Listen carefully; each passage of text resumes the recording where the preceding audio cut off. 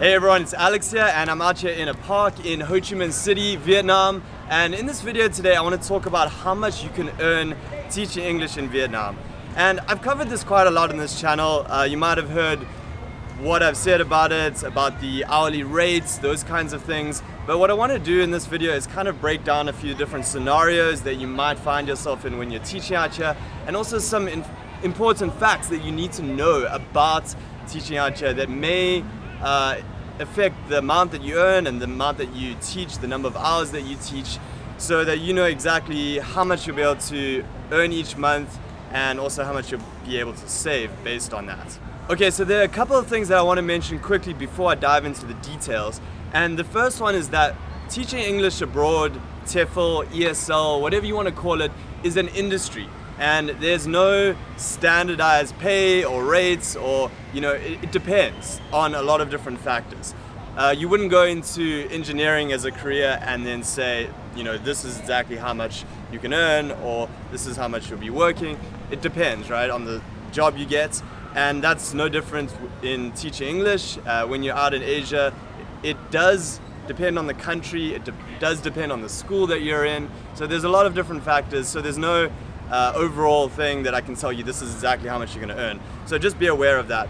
Now that being said, Vietnam is actually one of the most flexible options for teaching English in the world right now. What I mean by that is if you go to a country like South Korea, for example, you'll typically get a contract. It'll be linked to your visa, so you can't break that contract without kind of having your visa cancelled and having to leave the country. You'll have an exact number of hours you need to teach. You'll get an exact salary. Which is kind of nice in some ways, but there isn't that much flexibility. Whereas in Vietnam, there are a lot more factors and things vary from school to school. So this can be both a good thing and a bad thing, which I'm going to cover in this video.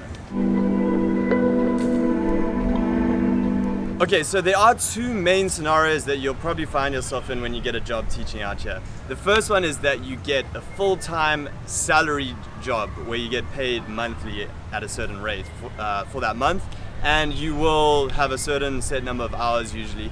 Now, this is less common than the second option, but it might happen, and in that case, there's a range of options of how much you might earn.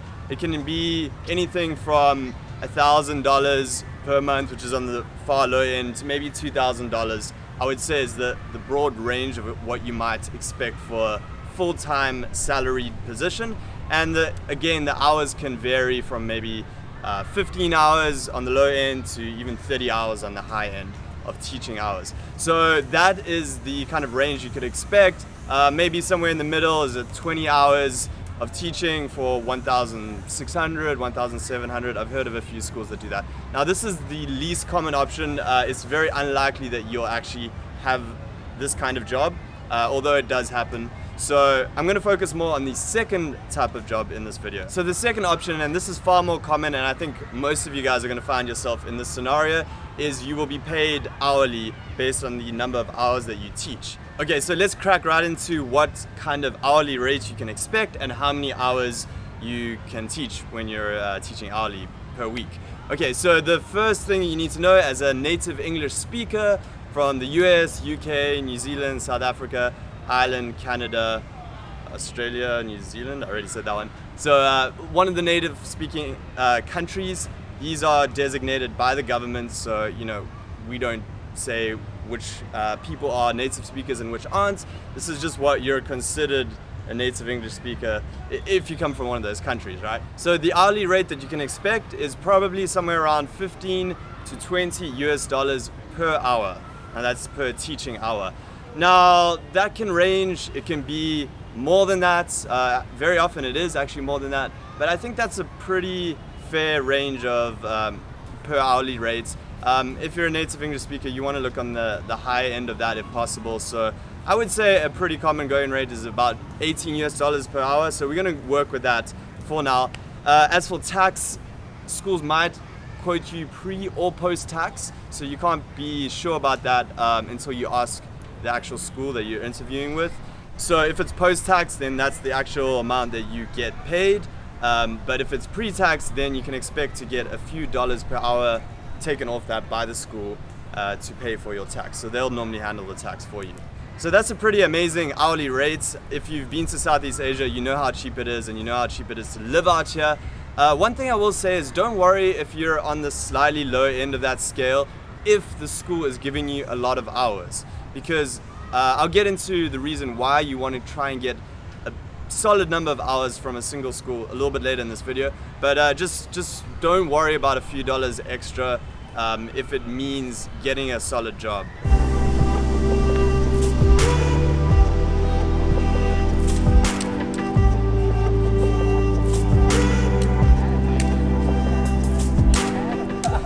And to quickly go over living expenses, I've made lots of videos about this before, but what you can expect is maybe somewhere from 600 to 1,000 US dollars per month for living expenses. And that's like all your living expenses, including accommodation and food and going out and all of that stuff. And yes, you can live off 600 US dollars here. I've done it, Kyle's done it, Kyle from Ninja Teacher. We made a video that showed exactly how much he spent on accommodation, which is like $250, and he spent like $300 on a bunch of food and stuff like that. So it's really cheap if you want to live that cheaply. Most people, maybe you can expect to spend $1,000, and that's living really nicely. That's like going out as much as you want, eating out, have your own really nice apartment, all for less than $1,000. So for this case, let's just be on the high end and say you're spending $1,000 a month, which you can spend less for sure. Okay, so because you're working at an hourly rate, the amount that you earn is determined by the number of hours that you teach. Okay, so let's run through a couple of scenarios here, and we'll talk in hours per week. So you know the 40-hour work week of most 9-to-5s. Just bear that in mind when you're listening to this, okay? So 15 hours per week, you're gonna make 1,100 US dollars per month on average. Okay, so that's pretty good. Like, covered all your living costs, and you can live like an amazing, relaxed lifestyle. This is awesome for people that just want to have lots of free time. Maybe you've been burnt out at your job, and you just want to be able to like live an awesome lifestyle. Just have tons of free time. Great situation. Not a lot of extra money to spend, but you've covered all your costs and you're comfortable, right? Okay, so 20 hours per week, then you're looking at about 1,500 US dollars per month. That's great. You can save $500 a month. It's a good workload. That's actually quite a sweet spot, and I think a lot of people end up with that. 500 US dollars extra a month on top of living really nicely and having this workload. I think that's pretty great. 25 hours, $1,800. Save $800 a month. That's a little bit of a higher workload. I'd say this is getting on the side where you're like, okay, I'm working quite a lot now, right? And then 30 hours per week, $2,200, save $1,200 per month. That's a really full workload at that point. There are people that do this though. I've seen a few people comment on my videos and in our Facebook group and stuff like that about how not many people are actually going to get to 30 hours per week and make that much money. Trust me, there are people that do this. I've met some people that just are like, okay, this is a great opportunity out here. I'm going to fill up my schedule as much as possible. And they are seriously making like tons of money, saving tons of money. Yes, that sounds amazing, right? Save $1,200. Why isn't everyone doing that? 30 hours doesn't sound like that much. All right, so let's get into a few factors that you need to consider when you're teaching out here, because there definitely are a number of factors that influence how many hours you can teach. So I'm going to get into this right now to explain what I mean by that. Okay, so what we found is the number one biggest obstacle out here in Vietnam is getting a single school to give you enough hours to fill up your schedule as much as you want. Okay, that might sound weird, like surely a school wants you to teach as much as possible, right? Well, not necessarily, because they are paying you per hour. They only want to pay you and give you as many hours as they need you to teach. Now, what this leads to is schools offering you a certain number of hours, and it might not be as many as you want. So sometimes schools will offer you only 15 hours, but what if you wanted on the higher end of hours, right? Well, it's up to them, really. And if you don't get as many hours from a school as you want, well, then there's things you can do, but that is a very common situation.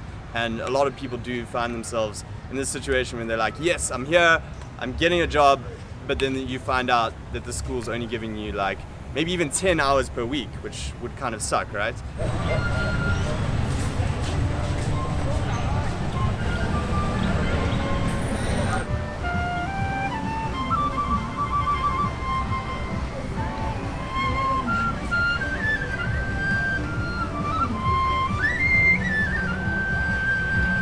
So probably the biggest tip that I can give you is talk to a school when you're interviewing with them about the number of hours they can guarantee you.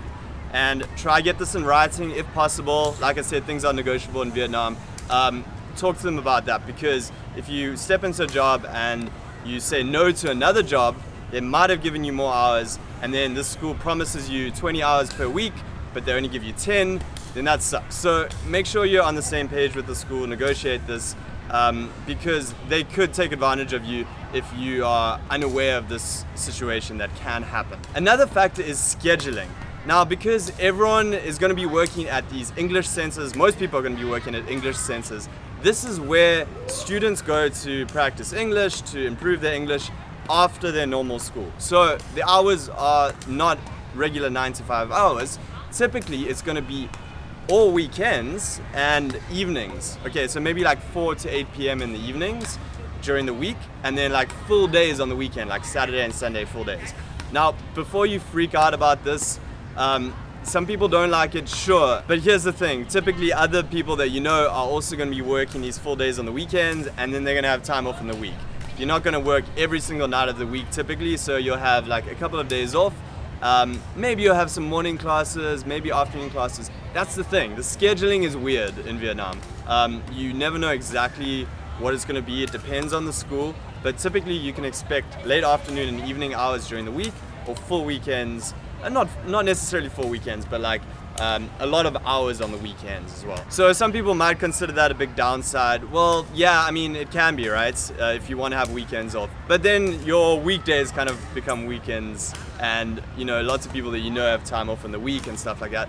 So you kind of get used to it. So before you kind of get too worried about that, just realize that the odd hours are something that you can really get used to, and is so common out here that most people kind of forget weekends versus weekdays because of this. Okay, so a couple of other factors to consider. Well, you might be traveling from where you live to your school. If you're at one school that hasn't given you enough hours, and then you pick up more hours at a different school, well, then you've got to travel to different schools, and you have to fit that into your schedule. Typically, if you're not getting enough hours from one school, then you do have to get hours from another school. And that is very common here. Like, lots of people I know are working multiple jobs. And yeah, that's why if you can get a job at one school that gives you as many hours as you need, that's ideal. That's what I think is the best situation. So when people are asking, oh yeah, can I teach part-time here and there? I'm like, yes, you can. You're probably going to, but actually, if you can, you should try get a solid number of hours from a school, because that's the most convenient situation. The other fact is if you are working at multiple schools and then schools are changing their schedules, you have to coordinate them between your two different jobs, or multiple jobs if you have more than two. Also, schools are known to make changes to the schedule last minute. Not all schools. There's been mixed reports on this from people I've spoken to. Some people find that their schools are always canceling classes last minute, or asking them to do classes last minute, which obviously sucks if you want to know that you've got that time off. Or if you have a second job where you have a class and then the first job asks you to teach then, that would suck, right? You don't want to be in that situation, but it does happen at some schools. Some schools are good about this. So again, depends. As well as that, schools will often have periods of the year that they have less hours to give you. So during exam times, during holidays, they typically won't have hours to give you, and then you don't get paid. So you aren't going to necessarily have solid hours throughout the year. It depends though. Some schools do. So again, it's another factor that it just depends on the school.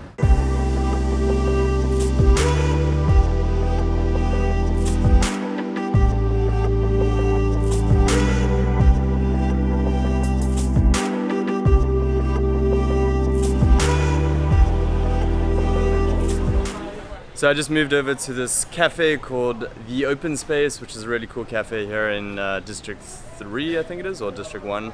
It's right on the edge, one of those. To meet up with her, who's been helping me with video editing recently. So she's over there. I'll get her to introduce herself. I'm Ha, sorry. Yeah, I'm living in Ho Chi Minh City and just running events, like a talk at my company. It's like a contemporary art center. Yeah, so today is good. And and I'm here to help editing a video. I really enjoy today. The last thing I'll mention about that is that schools often do start you on less hours and then can give you more hours as they get them. So sometimes they'll say, look, we can only give you 15 hours right now, but when we get more hours, we'll give them to you. And that can work sometimes, and sometimes you'll still be sitting around waiting for them. So no guarantees with that, but just do factor in that actually maybe, they will sort you out, they will help you out and give you more hours if that's what you want. I know quite a lot of people that have got a solid number of hours, like 25 to 30 hours from a single school, so it does happen. You just have to realize that it's not going to happen every single time. So basically, to sum up, the hours you teach are dependent on a number of factors, and then the amount that you earn depends on the number of hours that you teach. So there's no set amount that you'll earn. Depending on all those different factors, it can range. So yeah, there are some great opportunities here. So if you can handle those factors, those things about the teaching jobs here. So that's it for this video. And by the way, if you aren't following me on Instagram, make sure to do that, because I post lots of stories every day and pictures, and give you a day-to-day kind of feel of what it's like out here. So make sure to head over there and do that. It's ninja_teacher. And I'll see you in a new video very soon. Make sure you're subscribed for those, and I'll speak to you then. Peace.